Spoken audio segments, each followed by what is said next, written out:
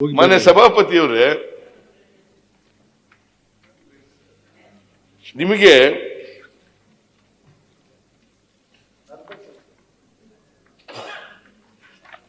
ಇದನ್ನು ಓದಿದ್ದೀನಿ ನಾನು, ಎಷ್ಟೆಷ್ಟು ರಾಜ್ಯದಿಂದ ಬರ್ತದೆ ಅಂತ.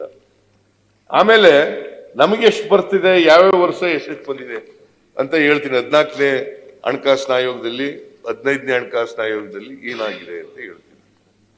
ನಮ್ಗೆ ಯಾಕೆ ಅನ್ಯಾಯ ಆಯ್ತು ಅಂತಂದ್ರೆ, ವರ್ಟಿಕಲಿ ರಾಜ್ಯಗಳಿಗೆ 42% ಕೊಟ್ಟರು 14ನೇ ಹಣಕಾಸಿನ ಆಯೋಗದಲ್ಲಿ. 15ನೇ ಹಣಕಾಸಿನ ಆಯೋಗದಲ್ಲಿ 41% ಕೊಟ್ಟರು ವರ್ಟಿಕಲಿ. ಆಮೇಲೆ ನಿಮ್ಮ ರಾಜ್ಯಗಳಿಗೆ ಬರ್ತದಂತ ಪಾಲು, ಆ ಪಾಲಲ್ಲಿ 1% ಡಿಫೆನ್ಸ್ ಕೊಡಬೇಕು ಅಂತ ಹೇಳ್ಬಿಟ್ಟು, 1% ಡಿಫೆನ್ಸ್ ಕೊಡಬೇಕು ಅಂತ ಹೇಳ್ಬಿಟ್ಟು, ನಾನು 18-19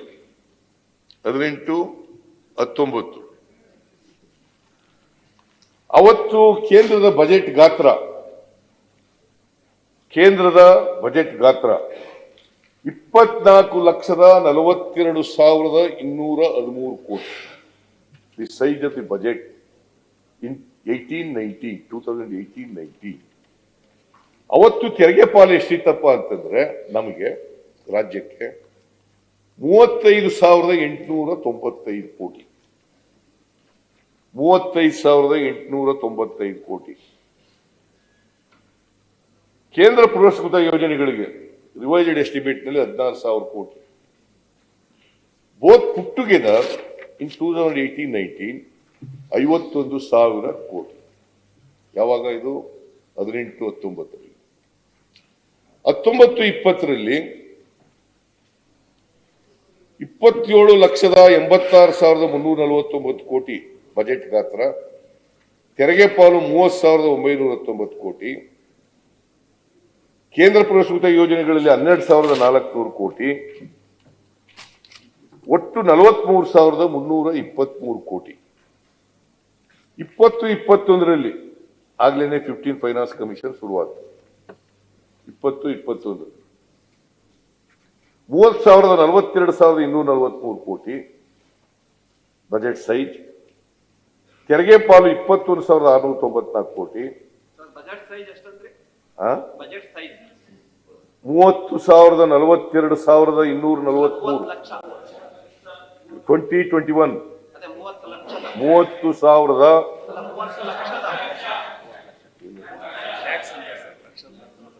30 lakh 30,42,243 crores. This is budget size. ಯಾವಾಗ ಅದು? 20-21. ಅವಾಗ ತೆರಿಗೆ ಪಾಲು ಕಡಿಮೆ ಆಗ್ಬಿಡ್ತು, 21,694. ಇದು ಮೊದಲನೇ ವರ್ಷದ 15 ಫೈನಾನ್ಸ್ ಕಮಿಷನ್. 10,040 ಕೋಟಿ ಸೆಂಟ್ರಲಿ ಸ್ಪಾನ್ಸರ್ಡ್ ಸ್ಕೀಮ್ ನಲ್ಲಿ. ಆಮೇಲೆ ಒಟ್ಟು 31,734 ನಮಗೆ ಬಂದದು, ಎರಡು ಸೇರಿ. 21-22 ತೆರಿಗೆ ಬಜೆಟ್ ಸೈಜ್ 34,83,236 ಕೋಟಿ. ಆಗ ತೆರಿಗೆ ಪಾಲು ಎಷ್ಟಿತ್ತಪ್ಪ ಅಂತಂದ್ರೆ 33,283 ಕೋಟಿ. ಕೇಂದ್ರ ಪುರಸ್ಕೃತ ಯೋಜನೆಗಳಿಂದ 15,306 ಕೋಟಿ. ಒಟ್ಟು 48,589 ಕೋಟಿ. 589 ಕೋಟಿ. 22-23 41,87,232 ಕೋಟಿ. ಆಗ ನಮಗೆ ತೆರಿಗೆ ಪಾಲು 34,596 ಕೋಟಿ. ಕೇಂದ್ರ ಪುರಸ್ಕೃತ ಯೋಜನೆಗಳಿಂದ 18,914 ಕೋಟಿ. ಒಟ್ಟು 53,510 ಕೋಟಿ. ಇದು 22-23. 23-24 ಬಜೆಟ್ ಸೈಜ್ 45,00,000 3,097 ಕೋಟಿ ನಮಗೆ ಕೊಡ್ತೀವಿ ಅಂತ ಹೇಳಿರೋದು ಈ ವರ್ಷ ಎಸ್ಟಿಮೇಟೆಡ್ ಡೆವಲ್ಯೂಷನ್ 37,252 ಕೋಟಿ. ಆಮೇಲೆ ಕೇಂದ್ರ ಸರ್ಕಾರದ ಪುರಸ್ಕೃತ ಯೋಜನೆಗಳಲ್ಲಿ 13,005 ಕೋಟಿ, ಒಟ್ಟು 50,257 ಕೋಟಿ. 257 ಕೋಟಿ. ಬಜೆಟ್ ಸೈಜ್ 45,000 ಕೋಟಿ, 45 ಲಕ್ಷ ಕೋಟಿ ಬರ್ತಾ ಇರೋದು. ಎರಡು ಸೇರಿದ್ರೆ ಡೆವಲ್ಯೂಷನ್ ಮತ್ತೆ ಗ್ರ್ಯಾಂಡ್ ಸೇರಿದ್ರೆ 50,257 ಕೋಟಿ. 24-25 ಅಂದ್ರೆ ಮುಂದಿನ ಏಪ್ರಿಲ್ ತಿಂಗಳಿಗೆ ಬಜೆಟ್ ಮಾಡಿಸಿದ್ದೀನಲ್ಲ, ಅದರಲ್ಲಿ ಎಸ್ಟಿಮೇಟೆಡ್ ಎಷ್ಟು ಬರ್ತದೆ ಅಂತ 44,485 ಕೋಟಿ. ಕೇಂದ್ರ ಪುರಸ್ಕೃತ ಯೋಜನೆಗಳಲ್ಲಿ 15,300 ಕೋಟಿ, ಒಟ್ಟು 59,785 ಕೋಟಿ. 24-25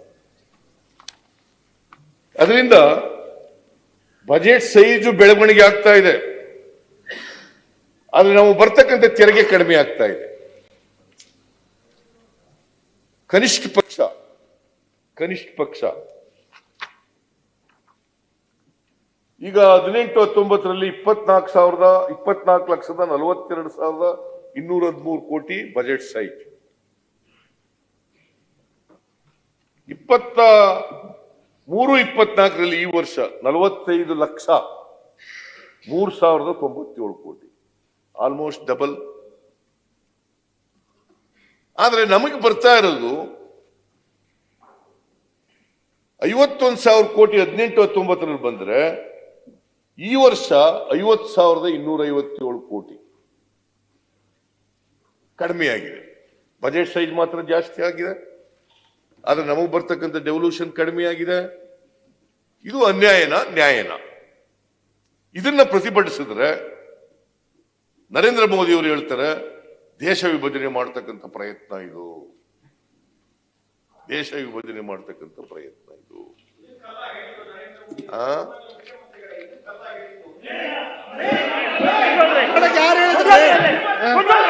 ಯಾರು ಪರ್ಮಿಷನ್ ಕೊಡ್ತಾರೆ ನಿನಗೆ?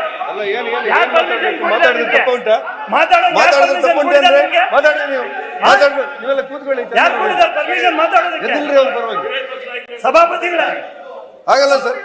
ಈಗ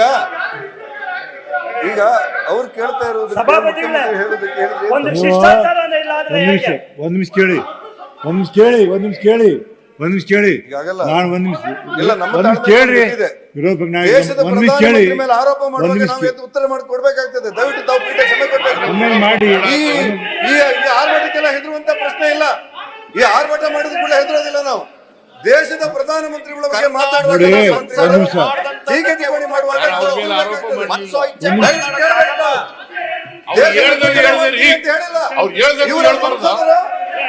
ಸಂಸದರು ದೇಶ ವಿಭಜನೆ ಮಾಡಬೇಕಾಗ್ತದೆ ಅಂತ ಹೇಳಿದ್ದಾರೆ.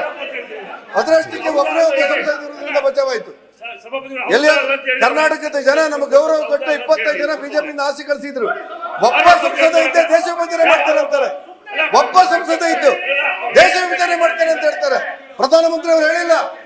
ಹಾಲಿ ಮುಖ್ಯಮಂತ್ರಿಗಳು ಸ್ವಲ್ಪ ಗಂಭೀರವಾಗಿ ಸಂಸದರು ಮಾಡ್ತೀನಿ. ಕಡತಕ್ಕೆ ಹೋಗುದಿಲ್ಲ ಅಂತ ಹೇಳಿದ್ರು. ಒಂದ್ ನಿಮಿಷ ನೋಡಿ, ಮಾತಾಡುವಾಗ ಕಡತಕ್ಕೆ ಹೋಗುದಿಲ್ಲ ಅಂತ ಹೇಳಿದ್ರು ಪೀಠ ಕೊಟ್ಟಂತ ನ್ಯಾಯ ಆಗುದಿಲ್ಲ. ದಯವಿಟ್ಟು ನಾನು ವಿನಂತಿ ನಾವು ಹೋಗಿ ಕೊಡಿಸ್ತೇವ್ರನ್ನ ವಿನಂತಿ ಮಾಡ್ತೇನೆ. ಏನ್ರಿ ನೋಡಿ, ಒಂದ್ ನಿಮಿಷ ಕೇಳಿ. ಕೇಶವ ಕೇಳಿ ಏನ್ರಿ ಇವ್ರು ಹೇಳಿ ಸಭಾ ನಾಯಕರು ಏನ್ರಿ ಅವ್ರ ಒಂದ್ ಮುಖ್ಯಮಂತ್ರಿಗಳು ನನ್ನ ಮಾತನ್ನು ಕೇಳ್ತಿರಿಲ್ಲ. ಟ್ಯಾಕ್ಸ್ ಕೇಳಿದಾಗ ನನ್ನ ಮಾತು ಕೇಳ್ತಿರಿಲ್ಲ. ಒಂದ್ ನಿಮಿಷ ರೀ ಹಾಗೆ ಹೇಳಿಲ್ಲ. ಇವರ ಏಕೈಕ MP ಹೇಳಿರುವುದು ಟ್ಯಾಕ್ಸ್ ಬಗ್ಗೆ ಮಾತಾಡ್ತಾ ದೇಶ ವಿಭಜನೆ ಮಾಡ್ತೇವೆ ಅಂತ ಹೇಳಿ ಇವರು MP ಅವರು ಹೇಳಿರುವುದು. ಅತ್ಯಂತ ನೋವಿನ ಸಂಗತಿ ಅಂದ್ರೆ ಸಭಾಪತಿ ಅವರೇ, ಅತ್ಯಂತ ನೋವಿನ ಸಂಗತಿ ಅಂದ್ರೆ ಇಷ್ಟು ವಯೋವೃದ್ಧರಾಗಿರುವಂತ ಹಿರಿಯ ರಾಜಕಾರಣಿ ಸಿದ್ದರಾಮಯ್ಯ ಅವರು ಅವ್ರಿಗೆ ಕರೆದು ಬುದ್ಧಿ ಹೇಳಿಲ್ಲ. ಸಭಾಪತಿ ಅವರೇ, ಕಾಂಗ್ರೆಸ್ ಪಕ್ಷದ ಈಗ ಅಧ್ಯಕ್ಷರಾಗಿದ್ದವರು ಅವರು ರವಿ ಬುದ್ಧಿ ಹೇಳಿಲ್ಲ. ಈ ತರ ನನಗೆ ಇಡೀ ಸರ್ಕಾರ ಅವ್ರ ಪರವಾಗಿ ಅಡ್ಜಸ್ಟ್ ಮಾಡ್ಬಿಡ್ತೀನಿ. ಸರ್, ಇಲ್ಲ ಸರ್. ಈ ತರ ಒಂದ್ ನಿಮಿಷ ಸರ್, ನ್ಯಾಯ ಇಲ್ಲ ಸರ್. ಒಂದ್ ನಿಮಿಷ ಕೇಳಿ, ನಾವು ಮಾತಾಡ್ಲಿಕ್ಕೆ ತಾವು ಅವಕಾಶ ಮಾಡಿ ಒಂದ್ ನಿಮಿಷ ಕೇಳಿ. ದೇಶ ವಿಭಜನೆ ಕೇಳಿ. ಮಾಡೋದು ಪ್ರಧಾನಮಂತ್ರಿ ಏನು, ಅಲ್ಲ. ಏನು, ದಯವಿಟ್ಟು ಇಲ್ಲ. ಇಲ್ಲ, ನೀವು ಆ ರೀತಿ ಎಲ್ಲ ತಡೆ ಹಾಕ್ಬಾರ್ದು ನಮಗೆ. ಈ ರೀತಿ ದೇಶ ಮಾತಾಡಿ ವಿಭಜನೆ ಮಾಡ್ತಾರೆ ಒಂದ್ ನಿಮಿಷ, ಪ್ರಧಾನಮಂತ್ರಿ ಒಂದ್ ನಿಮಿಷ. ಇವ್ರು ಎಂಪಿ ಮಾತಾಡಿ. ಇವರು ಎಂಪಿ ದೇಶ ವಿಭಜನೆ ಮಾಡ್ತಾರೆ ಅಂತ ಹೇಳಿದ್ರು. ಅದನ್ನ ಕೇಳಿ ಸುಮ್ಮನೆ ಕೂತ್ಕೊಳ್ಬೇಕಾ ನಾವು? ಸರ್, ಅದನ್ನ ಕೇಳಿ ಸುಮ್ಮನೆ ಕೂತ್ಕೊಳ್ಬೇಕಾ? ದೇಶ ವಿಭಜನೆ ಮಾಡ್ತೀನಿ ಅಂತ ಹೇಳಿದ್ರು ಪ್ರಧಾನಮಂತ್ರಿ ಅವರಲ್ಲ. ದೇಶ ವಿಭಜನೆ ಮಾಡ್ತೀನಿ ಅಂತ ಹೇಳಿದ್ರು ಇವ್ರಿಗೆ ಎಂಪಿ. ಅತ್ಯಂತ ಮುತ್ಸದ್ದಿತನೇ ಇರುವಂತ ಹದಿನೈದು ಬಜೆಟ್ ಮಂಡನೆ ಮಾಡಿರುವಂತ ಸಿದ್ದರಾಮಯ್ಯನವರು ಅವ್ರನ್ನ ಕರೆದು ಬುದ್ಧಿ ಹೇಳಿಲ್ಲ. ಯಾವ ನ್ಯಾಯ ನಿಮ್ಮದು? ಯಾವ ನ್ಯಾಯ? ಕಾಂಗ್ರೆಸ್ ಪಕ್ಷದ ಬಗ್ಗೆ ನಮಗೆ ವಿರೋಧ ಅಲ್ಲ. ಒಬ್ಬ ವ್ಯಕ್ತಿ, ಒಬ್ಬ ಸಂಸದ ದೇಶ ವಿಭಜನೆ ಮಾಡ್ತೇನೆ ಅಂತ ಹೇಳಿ ಸವಾಲಾಗ್ದಾಗ ಮುಖ್ಯಮಂತ್ರಿಗಳು ಕರೆದು ಬುದ್ಧಿ ಹೇಳಬೇಕಾಗಿತ್ತಲ್ಲ, ಕೆಪಿಸಿಸಿ ಅಧ್ಯಕ್ಷರು ಕರೆದು ಬುದ್ಧಿ ಹೇಳಬೇಕಾಗಿತ್ತಲ್ಲ. ಅದ್ರ ಬಿಟ್ಟು ಅವ್ರಿಗೆ ಬೆಂಬಲ ಕೊಡ್ತೀರಾ? ನಾನು ಹೇಳಿದೆ ಭಯಪುರ ಒಂದು ರವಿ ಹೇಳಿ ಒಂದ್ ನಿಮಿಷ ಬಿಡ್ರಿ, ಕೊಡ್ರಿ. ನಿಮ್ಗೆ ಯಾರು, ನಿಮಗೆ ಅದಕ್ಕೆ ಬೇಕ್ರಿ ಮುಖ್ಯಮಂತ್ರಿ? ಯಪ್ಪ ಸುಮ್ ಕೊಡ್ರಿ. ಮುಖ್ಯಮಂತ್ರಿಗಳು ನೀವು ಕೊಡ್ರಿ, ನೀವು ಕೊಡ್ರಿ. ಕುತ್ಕೊಳ್ಳಿ ನೀವು. ಹಕ್ಕು ವಿರೋಧ ಪಕ್ಷಗಳಿಗೆ ಉಂಟು, ಗೌರವನೇ ಇಲ್ಲ. ವಿರೋಧ ಪಕ್ಷಗಳಿಗೆ ಉಂಟು. ನಿಮ್ಮ ಅನುಮತಿ ಬೇಕು ಅಷ್ಟೇ. ಬಿಟ್ರೆ ವಿರೋಧ ಪಕ್ಷ ಮಧ್ಯ ಪ್ರವೇಶ ಮಾಡ್ಲಿಕ್ಕೆ ಏನ್ರಿ ಪ್ರಕಾಶ್ ಯಾಕ್ರಿ ಹೊರಗೆ ಹಾಕ್ತು ನೋಡ್ರಿ ನಿಮ್ಗೆ. ಕುತ್ಕೊಳ್ಳಿ. ಅದಕ್ಕೆ ಮಾತಾಡಿ, ನಾ ಪರ್ಮಿಷನ್ ಕೊಡಿ, ಕುತ್ಕೊಳ್ಳಿ. ಮುಖ್ಯಮಂತ್ರಿ ಮಾತಾಡೋ ಒಂದ್ ನಿಮಿಷ. ರವಿ ಹೇಳಿ ಒಂದ್ ನಿಮಿಷ. ವಿಪಕ್ಷ ನಾಯಕರು ಮತ್ತು ನಮ್ಮ ಕೇಶವ ಪ್ರಸಾದ್ ಅವ್ರು ಏನ್ ಹೇಳಿದ್ರು, ಮುಖ್ಯಮಂತ್ರಿಗಳು ಉತ್ತರ ಕೊಡ್ತಾ ಇದ್ದಾರೆ. ಕೊಟ್ಟಿನಿ ನಾನು ಕೊಟ್ಟಿನಿ. ಅವರು ಫೈನಾನ್ಸ್ ಮಿನಿಸ್ಟರ್ ಹೌದು, ಮುಖ್ಯಮಂತ್ರಿಗಳಿದ್ರು ಉತ್ತರ ಕೊಡ್ಲಿ. ಈ ಟ್ಯಾಕ್ಸ್ ಡೆವಲ್ಯೂಷನ್ ಏನಿದೆ ನಿರ್ಧಾರ ಎಲ್ಲಾಯ್ತು? ಅದನ್ನೆಲ್ಲ ಆಮೇಲೆ ಒಂದೇ discuss, ನಿಮಿಷ. clarification ಕೇಳ್ರಪ್ಪ. ನಾನು ಅವ್ರು ಮಾತಾಡಕ್ ಬಿಡಿ. ಸಮಯ ನೀವು ಪೂರ್ತಿ ಹೇಳೋದು ಕೇಳಿಸ್ಕೋಬೇಕು. ನಾನು ನೀವು- ಹೇಳ್ತೇನೆ. ಇಲ್ಲ, ಇಲ್ಲ. ನಾನು ಹೆಚ್ಚು ಸಮಯ Clarification ತಗೊಳ್ಳಲ್ಲ. ಒಂದ್ ನಿಮಿಷ. ಕೇಳಿ, ಪ್ರಸಾದ್ ಕೇಳಿ. ಆದ್ರೆ ಮಧ್ಯ ಒಂದೇ ನಿಮಿಷ. ಪ್ರಕಾಶ್ ಒಳ್ಳೆ ಒಂದೇ ನಿಮಿಷ ಸಭೆ. ಇರ್ಲಿ. ಇದು ಕೆಟ್ಟ ಬರುತ್ತೆ. ಒಂದೇ ನಿಮಿಷ. ಮುಖ್ಯಮಂತ್ರಿ ಆಮೇಲೆ ಹೇಳೋದು ಆಮೇಲೆ ಕೆಟ್ಟ ಪರಂಪರೆ. ಆಮೇಲೆ ನಾವು ಒಪ್ಪೋದಿಲ್ಲ. ಒಂದೇ ಮಾತು. ಬರೀ ನೀವ್ ಹೇಳಿದ್ರೆ ಒಂದೇ ಮಾತು. ಕೇಳಬೇಕಾಗಿಲ್ಲ. ಮಾಡೋದು ಇವರ ಬರೀ ನೀವ್ ಹೇಳಿದ್ರೆ ಕೇಳಬೇಕಾಗಿಲ್ಲ. ಸಭಾಪತಿಗಳಿಗೆ ನೀವು ಟೈಮ್ ಕೊಟ್ಟಿಲ್ಲ. ಹಾ. ವಿರೋಧ ಪಕ್ಷದ ಅವಕಾಶ ಕೊಡಲ್ಲ. ಒಂದು ಮಾತು ಹೇಳಿ ನಾನು ಬರೀ ಇವ್ರು ಹೇಳಿದ್ರೆ ಕೊಡಲ್ಲ. ಬಿಡಿ. ಸಭಾಪತಿಗಳೇ, ಈ ಟ್ಯಾಕ್ಸ್ ಡೆವಲ್ಯೂಷನ್ ರವಿ ಅಲ್ಲ, ನನಗೆ ಆಮೇಲೆ ಟೈಮ್ ಕೊಡಿ. ನಾನು ಈಗ ಸಮಯ ಕೇಳ್ತಾ ಇಲ್ಲ. ನಾನು ಈಗ ಹೆಚ್ಚು ಸಮಯನೂ ತಗೊಳ್ಳಲ್ಲ. ಮಾನ್ಯ ಮುಖ್ಯಮಂತ್ರಿಗಳು, ಮಾನ್ಯ ರವಿ ಒಂದ್ ನಿಮಿಷ ಈ ಕೇಳಿ. ಟ್ಯಾಕ್ಸ್ ಡೆವಲ್ಯೂಷನ್ ಒಂದ್ ನಿಮಿಷ ಕೇಳಿ. ಯಾವಾಗಾಯ್ತು ಅಂದ್ರೆ ಒಂದ್ ನಿಮಿಷ ಮನಮೋಹನ್ ಸಿಂಗ್ ಅವರಿದ್ದಾಗೆ ಆಯ್ತು. ಇಲ್ಲಿ ಆದ್ರೆ ಕ್ಲಾರಿಫೈ ಇವ್ರು ಮಾಡ್ತಾರೆ. ವಿಷಯ ಎಲ್ಲಿಗೆ ಬಂತು ಅಂದ್ರೆ ಒಂದ್ ನಿಮಿಷ. ದೇಶ ವಿಭಜನೆ ಬಂತು, ಅದಕ್ಕೆ ನಾವೆಲ್ಲ ಎದ್ವಿ. ಒಂದ್ ನಿಮಿಷ ಕೇಳಿ. ದೇಶ ವಿಭಜನೆ ವಿಷಯ ಬಂತು, ಒಂದ್ ನಿಮಿಷ ಕೇಳಿ. ಒಂದ್ ನಿಮಿಷ ಕೇಳಿ. ಅದಕ್ಕೆ ನಾನು ಎಲ್ಲ ನೀವೇ ruling ಕೊಡ್ತೀರಿ. ನಮಗೆ ಸಮಯ ಕೊಡಿ, ನಾವು ಆಮೇಲೆ ಮಾತಾಡ್ತೇವೆ. ಆದ್ರೆ ಕೂಡ ದೇಶ ಮುಖ್ಯಮಂತ್ರಿಗಳು ವಿಭಜನೆ ಬಗ್ಗೆ ಚರ್ಚೆ ಮಾಡೋದಕ್ಕೋಸ್ಕರ ಆ ಪಾರ್ಲಿಮೆಂಟ್ ಸದಸ್ಯರಿಗೆ ಬುದ್ಧಿ ಹೇಳಬೇಕಾಗಿತ್ತು. ಅವ್ರ ಬಗ್ಗೆ ಕ್ಷಮೆ ಕೇಳಬೇಕಾಗಿತ್ತು. ದೇಶ ವಿಭಜನೆಯ ಮಾತನ್ನ ಆಡಿದ್ದು ಅವ್ರು ಸತ್ಯ, ಒಂದ್ ಮತ್ತು ನಿಮಿಷ. ದೇಶ ವಿಭಜನೆ ಮಾಡಿರೋದು ಒಂದ್ ಕೂಡ ನಿಮಿಷ ಸತ್ಯ. ಕೇಳಿ. ಕೂಡಿ. ದೇಶ ವಿಭಜನೆ ಮಾಡಿರೋದು ಕೂಡ ಸತ್ಯ, ಆ ಮಾತನ್ನ ಹೇಳಿರೋದು ಕೂಡ ಸತ್ಯ. ಇರಿ ಒಂದ್ ನಿಮಿಷ. ಈ ಮಾತೇನಿದೆ, ಸರ್ ಏನ್ ಕೇಳಿದ್ರು ಇವರು? ಏನು ಇವರು? ಭಯಪುರ ಒಂದ್ ನಿಮಿಷ. ಭಯಪುರ ಟೈಮ್ ಕೊಡ್ಲಿ. ಯಾವಾಗಾರ ಒಂದ್ ನಿಮಿಷ ಸದ್ದಿರ್ಬೋದು. ಮತ್ತೆ ನೋಡಿ ಒಂದ್ ನಿಮಿಷ ರವಿ, ಒಂದ್ ನಿಮಿಷ ರವಿ, ಒಂದ್ ನಿಮಿಷ ಮಾಡಿ. ನಾ ಹೇಳ್ತೀನಿ, ಒಂದ್ ನಿಮಿಷ ಕೇಳಿ. ಕೇಶವ ಪ್ರಸಾದ್ ಅವರು ನನ್ನ ಕೇಳ್ದೆ ಎದ್ರು, ಅದಕ್ಕೆ ನಾ ಹೇಳಿದೆ ಎದ್ದು ಕೈ ಮಾಡಿದ್ರೆ ಪರ್ಮಿಷನ್ ಕೊಟ್ಟು ಮಾತಾಡಿ. ನೀವು ಮಾತಾ ಬರ್ಕೋ ಅಂತ ಹೇಳಿ ನಿಮ್ಗೆ ಹೇಳಿದ್ರೆ ಪಾರ್ಲಿಮೆಂಟ್ ನಲ್ಲಿ ಇವರು ಭಾಷಣ ಮಾಡಿದರೆ ನಾನು ಅವತ್ತೇ ಪ್ರತಿಭಟನೆ ಮಾಡಿದ್ದ. ನಾವು ನರೇಂದ್ರ ಮೋದಿ ಅವರು ಪಾರ್ಲಿಮೆಂಟ್ ನಲ್ಲಿ ರಾಷ್ಟ್ರಪತಿಗಳ ಭಾಷಣಕ್ಕೆ ಉತ್ತರವಾಗಿ ಅವರು ಭಾಷಣ ಮಾಡಿದ್ದಾರೆ. ಅವ್ರ ಪದಗಳನ್ನೇ ಉಪಯೋಗಿಸ್ತೀನಿ ನಾನು.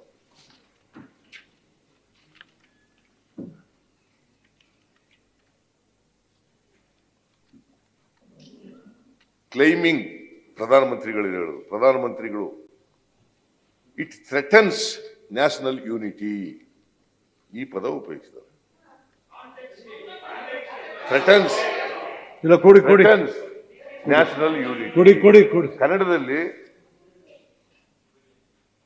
ದೇಶದ ಐಕ್ಯತೆಯನ್ನ ಹೊಡಿತಕ್ಕಂಥ ಭಾಷೆ ಇದು. ಹೇಳಿಲ್ವಾ? ಏನು ನೀವು ಕನ್ನಡದಲ್ಲಿ ಹೇಳಿಯಪ್ಪ? ಹೇಳಿಲ್ವಾ?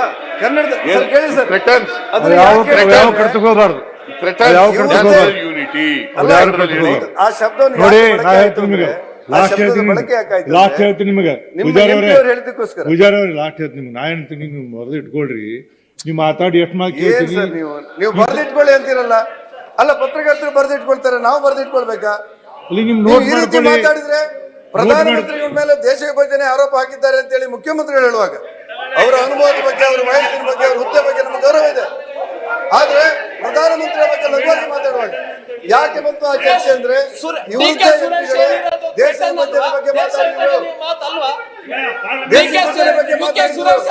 ಆ ಕಾರಣಕ್ಕೆ ರಾಷ್ಟ್ರೀಯ ಯಾವ ಭಾವೈಕ್ಯತೆಗೆ ಕರ್ತವ್ಯ ಧಕ್ಕೆ ಬೇಡ. ಬಂತು ಅಂತ ಅಧಿಕಾರ ಚಲಾಯಿಸಿ. ಸಭಾಪತಿ ಅವರೇ, ನಿಮ್ಮ ಪೀಠದ ಅಧಿಕಾರ ಚಲಾಯಿಸಿ, ನಮ್ಮ ಮಾತುಗಳು ಯಾವುದು ಹೋಗಬಾರದು ಅಂತ ಹೇಳುವಂತ ಅಧಿಕಾರ ನಿಮಗಿದೆ. ಅದು ನ್ಯಾಯ ಅಲ್ಲ, ಇದು ನ್ಯಾಯ ಅಲ್ಲ, ನ್ಯಾಯ ಅಲ್ಲ. ನಾನು ನಿಮ್ಗೆ ವಿನಂತಿ ಮಾಡ್ತೇನೆ, ಪ್ರತಿಪಕ್ಷದ ಮಾತು ಯಾವುದು ಕೂಡ ಕಡತಕ್ಕೆ ಬಿಡ್ರಿ, ಹೋಗಬಾರ್ದು ನಿಮ್ಗೆ ಅಂತ ನೀವು ಯಾಕೆ ಹೇಳಿದ್ರೆ, ಸಭಾಪತಿ ಅವರೇ, ನಾ ಏನ್ ಹೇಳಾಕತ್ತೀನಿ? ಪ್ರತಿಪಕ್ಷದ ಮಾತು ಯಾವುದು ಕೂಡ ಕಡತಕ್ಕೆ ಹೋಗಬಾರ್ದು ಅಂತ ನೀವು ಹೇಳಿದ್ರೆ ಇದು ನಿಮ್ಗೆ ಅಧಿಕಾರ ಇದೆ, ಆದ್ರೆ ನ್ಯಾಯ ಅಲ್ಲ. ಒಂದು ನಿಮಿಷ ನೀವು ಇದು ಕೇಳಿ. ದಯವಿಟ್ಟು ತಾವು ಪರಾಮರ್ಶೆ ಒಂದ್ ಮಾಡಬೇಕು. ನಿಮಿಷ ಕೇಳಿ. ಅನುಮತಿ ತಗೊಂಡು ನೀವು ಮಾತಾಡಿ ಎಲ್ಲ ಕಟ್ತು ಹೋಗ್ತಾವ್ ಹೇಳಿ. ಅನುಮತಿ ತಗೊಳ್ಳಿ ಬೇಕಾದ ಎದ್ದು ಅಲ್ಲ, ಮಾತಾಡಿ. ಅನುಮತಿ ತಗೊಳ್ಳುವಾಗ ನೀವು ಕೊಡ್ತೀರಿ ಅಂತ ಭಾವಿಸ್ತೇವೆ ನಾವು. ಯಾಕಂದ್ರೆ ಅದು ನಾನು ಹಂಗ ಮುಖ್ಯಮಂತ್ರಿ ಭಾವಿಸ್ತೀನಿ. ಪ್ರಯೋಗ ಮಾಡ್ತಾರೆ, ಕೆಲವು ಸಾರಿ ಅನುಮತಿ ಇದೆ ಅಂತ ನಾವು ಭಾವಿಸ್ತೇವೆ. ತಡಿ, ಈಗ ಒಂದ್ ನಿಮಿಷ ಮುಖ್ಯಮಂತ್ರಿ ಮಾತಾಡ್ತಾರ, ಈಲ್ಡ್ ನಾವು ಆಗ್ಬೇಕಿಲ್ಲ. ಅವರಿಗೆ ಗೌರವ ಕೊಟ್ಟಿದ್ದೇವೆ, ಅವರ ಹಿರಿತನಕ್ಕೆ. ಅವ್ರು ಮುಖ್ಯಮಂತ್ರಿ ಅವರ ಮಾತಾಡ್ತೀವಿ, ಅದು ಅನುಭವಕ್ಕೆ ಬೇಡ ಗೌರವ ಅಂತ ಕೊಟ್ಟಿದ್ದೇವೆ. ಕೊಡೋದಿಲ್ಲ, ಅವ್ರು ನಾನು ಅನುಮತಿ ಕೊಡಂಗಿಲ್ಲ. ಅವ್ರಿಗಿಂತ ದೊಡ್ಡ ಹುದ್ದೆಯಲ್ಲಿದ್ದವ್ರನ್ನ ಅಗೌರವ ಮಾಡಬಾರ್ದು. ಈಗ ಆಯ್ತಪ್ಪ, ಮಾನ್ಯ ಮುಖ್ಯಮಂತ್ರಿ ಪ್ರಧಾನಮಂತ್ರಿಗಳು ಪಾರ್ಲಿಮೆಂಟ್ ಅಲ್ಲಿ ಏನ್ ಭಾಷಣ ಮಾಡಿದ್ರು ಹೇಳ್ರಿ. ಏನ್ ಭಾಷಣ ಮಾಡಿದ್ದಾರೆ? ನೀವು ಹೇಳಿದ್ರಲ್ಲ. ಆಯ್ತು, ನಂದು ಆ ಶಬ್ದಕ್ಕೆ ಅರ್ಥ ಯಾಕೆ ಇರ್ಬೇಕು? ಅವ್ರು ಏನ್ ಹೇಳಿದ್ರು? ಭಾಷಣ ಏನ್ ಮಾಡಿದ್ದಾರೆ ಅವ್ರು ಹೇಳಿ. ಏನ್ ಹೇಳಿದ್ದಾರೆ ಅಂದ್ರೆ, ತೆರಿಗೆ ವಿಚಾರಗಳು ಚರ್ಚೆ ಮಾಡುವಾಗ ದೇಶ ವಿಭಜನೆಯ ಕೆಲವು ಮಾತುಗಳನ್ನು ಆಡ್ತಾ ಇರುವುದು ಅಂತ ಹೇಳಿದ್ದಾರೆ. ಇವ್ರು ನಾನೇನ್ ಹೇಳಿದೆ? ಮಾತಾಡಿಲ್ವಾ? ನಾನೇನ್ ಹೇಳಿದೆ? ವಿಭಜನೆ ನೀವು ಅಂದ್ರೆ ನಿಮ್ ಬಗ್ಗೆ ದೇಶ ಹೊಡಿಬಾರ್ದು ಅಂತ ನಿಮ್ ಬಗ್ಗೆ ಹೇಳಿದ್ದು, ನಿಮ್ ಬಗ್ಗೆ ಹೇಳಿದ್ದು. ಯಾಕಂದ್ರೆ ಇವರು MP ಅವರು ದೇಶ ವಿಭಜನೆಗೆ ನಾವು ಏನಾದ್ರೂ ಪ್ರಯತ್ನ ಮಾಡಬೇಕು ಅಂತ ಹೇಳಿದಕ್ಕೋಸ್ಕರ ಹೇಳಿ. ಅವರು ಪ್ರಧಾನಮಂತ್ರಿಗಳು ಹೇಳಿದ್ರೆ ಇವ್ರು ಹೇಳಿದ್ದಕ್ಕೋಸ್ಕರ ಅವ್ರು ಕೊಟ್ಟಂತ ಉತ್ತರ ಅವ್ರ ಮೇಲೆ ಆರೋಪ ಅಲ್ಲ ಇದು. ಇಷ್ಟದೆ. ನಾವು ಹೇಳಿದ್ರೆ ಆಗಲ್ಲ. ನೀವು ಹೇಳಿದ್ದಕ್ಕೋಸ್ಕರ ಕೊಟ್ಟ ಉತ್ತರ ಅದು. ಥ್ರೆಟನ್ಸ್ unity of the country. Yes, ಸರಿ. ಅವ್ರು ಆ ಪದದಲ್ಲೇ ಹೇಳ. ಅದೇ ಪ್ರಧಾನಮಂತ್ರಿಗಳು 14th ಫೈನಾನ್ಸ್ ಕಮಿಷನ್ ಮುಂದೆ ಅಪೀರ್ ಆಗಿ ಏನ್ ಹೇಳಿದ್ದಾರೆ ಅವರು? ಆಗ ಗುಜರಾತ್ನ ಮುಖ್ಯಮಂತ್ರಿ ಆಗಿದ್ದಾಗ ಏನ್ ಹೇಳಿದ್ದಾರೆ, ಏನಂತ ಹೇಳಿದ್ದಾರೆ? ನೀವು ಹೇಳ್ತೀರಾ? ಓಲಿ ನಾನು ನೀವು ಕೆಳಮನೆಯಲ್ಲೂ ಹೇಳಿದ್ದೀರಿ, ಸತ್ಯ ಅಲ್ಲ ಅಂತಾಗಿದೆ. ಅದ್ರ ಮೇಲ್ಮನೆಯಲ್ಲೂ ಹೇಳಿ, ನಮ್ದೇನು ಆಕ್ಷೇಪ ಇಲ್ಲ. ಎಲ್ಲ ಈಗ ಹೇಳಿಯಪ್ಪ. ಈಗ ಅಲ್ಲ, ಎಲ್ಲದಕ್ಕೂ ಈ ರೀತಿ ಅವರು 14th ಫೈನಾನ್ಸ್ ಕಮಿಷನ್ ಮುಂದೆ ಮಿನಿಸ್ಟರ್ ಆಫ್ ಗುಜರಾತ್ ಏನ್ ಹೇಳಿದ್ದಾರೆ ಹೇಳಿ. ಅಲ್ರಿ, ಎಲ್ಲದಕ್ಕೂ ಈ ರೀತಿ ಮಾತಾಡೋದು ಸರಿ ಇದೆಯಾ ಪೂಜಾರಿ ಸಾಹೇಬ್ರೆ?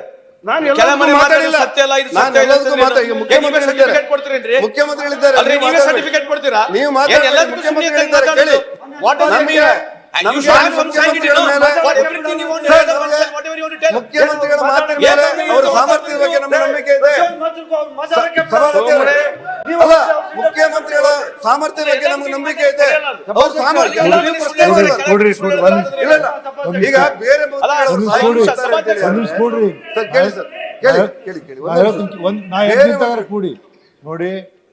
ಮುಖ್ಯಮಂತ್ರಿ ಆದಿಯಾಗಿ ನಾನು ಹೇಳ್ತೀನಿ, ನಮ್ಮ ರಾಜ್ಯದ ಬಜೆಟ್, ನಮ್ಮ ರಾಜ್ಯದ ರಾಜ್ಯಪಾಲರ ಭಾಷಣದ ಬಗ್ಗೆ ಅಷ್ಟೇ ಮಾತಾಡಿ ಎಲ್ಲರೂ ಸದನದಲ್ಲಿ. ಯಾರು ಕೇಂದ್ರ ಸರ್ಕಾರ ಮತ್ತೊಂದು ಮಾತಾಡಬೇಡಿ ದಯಮಾಡಿ. ನ್ಯೂಸ್ ಫಸ್ಟ್ ನಿರ್ಭೀತಿಯಿಂದ ನಿಮ್ಮ ಪರವಾಗಿ.